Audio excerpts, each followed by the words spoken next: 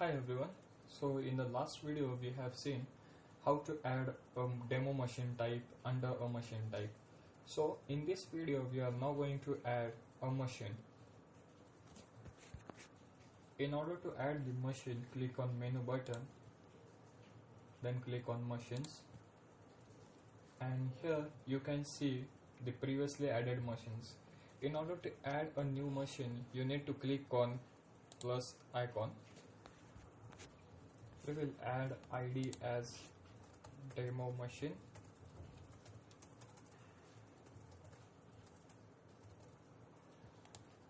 We can copy ID and paste in name as well. And then in the type, you need to select what type of machine we are going to map this type. I mean to say what type of machine type you need to configure for this machine. So in this case we are going to integrate this machine with the demo machine type,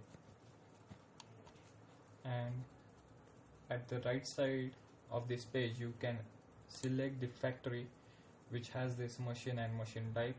In our case the factory name is demo factory,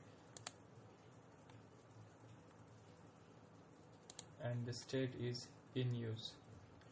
Okay, you can click on save button,